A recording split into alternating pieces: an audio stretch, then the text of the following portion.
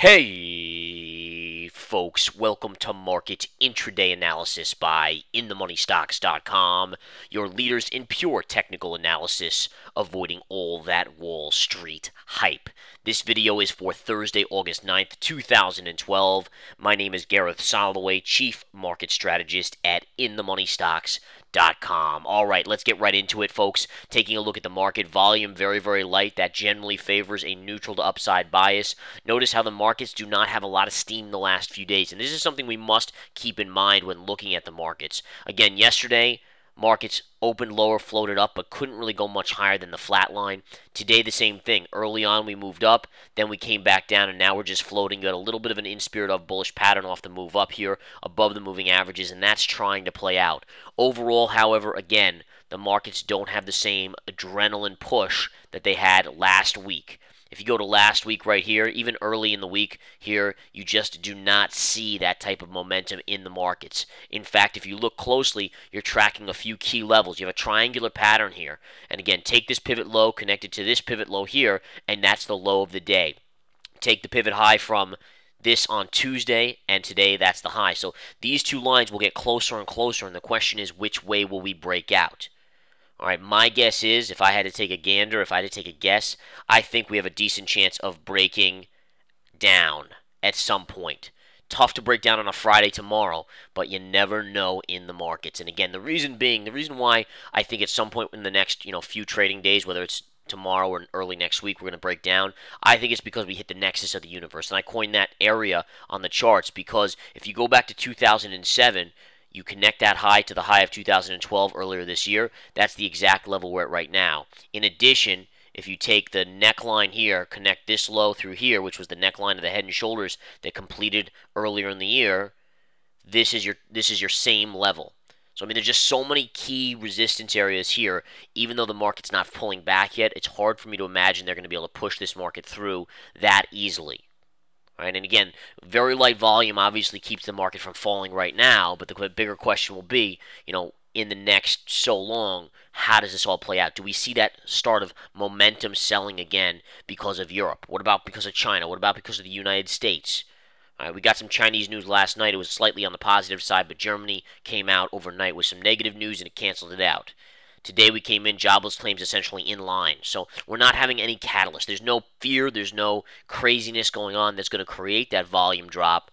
But at the same time, the technicals on the charts are telling us to be very careful. I repeat, extremely careful. Got to be super careful. Okay? So that's what we have going on there.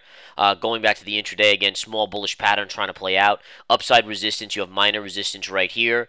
A little bit more resistance at the double top. Those are your two levels short term of resistance. Again, you can see you're tagging your first level right here on the charts. Next up, let's take a look at some key stocks. JP Morgan. Now, JP Morgan's a beautiful play here, and let me explain why. Yesterday into the end of the day, and this is something I talked to my research center members in the nightly video last night about, there was a pattern that developed into the end of the day yesterday on JPM that was a very bearish pattern. And in a technical sense, it should play out to the downside on JP Morgan. And you can see the pattern here. It's a very clear-cut pattern. This consolidation, this is downward movement here, bearish consolidation with two moving averages above current price. So those two signals right there, bear flag in spirit of, two moving averages putting pressure, you should see a drop in JP Morgan Chase. All right, that's into the end of yesterday. And this is something I talked to my research center members in the intraday, the nightly video that I put out for them every single night. And by the way, the research center is geared towards swing traders and investors. It comes with videos every single night, live broadcasts a couple times a week with live charts. You get daily market reports, you get swing trade alerts, you get anything that you could possibly imagine or need. You get it here. Proprietary signals, proprietary indicators, methodology. It's all included in that research center, and there's a 7-day free trial. But the bottom line is, this pattern was telling you that you'd see some downside on JPM. What happens today? JPM on the first candle goes all the way down here. Just think about that. Think about the ability to predict that and make that money. Literally, you short it right into the end of the day, so you're in the trade for maybe a total of 5 minutes. 5 minutes, you get a gain from here all the way down here, which is a pretty big gain. This is 37...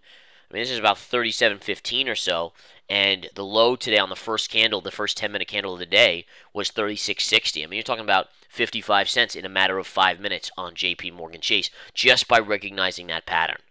So very cool stuff. And now you can see again, it came back, pulled back, and then it's kind of floating. But this was the pattern that played out. I mean, this was a full played out pattern right there. Next up, let's take a look at Goldman. Goldman's up $1.22, just kind of going sideways on light volume.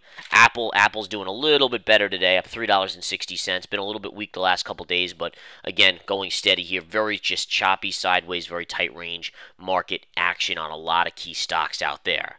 All right, taking a look at a couple others on my watch list, I'm seeing Exxon and Chevron continuing to go up. Chevron is kind of getting close to a level which I would consider being a short.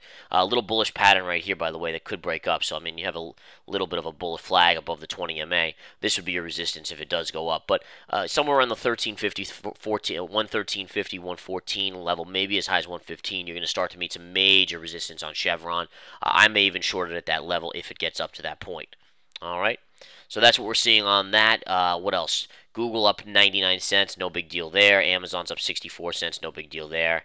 For the most part, again, it's a quiet day. Cisco got upgraded by Goldman. That's having a very solid up day. But again, it's just staying in the same range, floating up just slightly on the day. All right.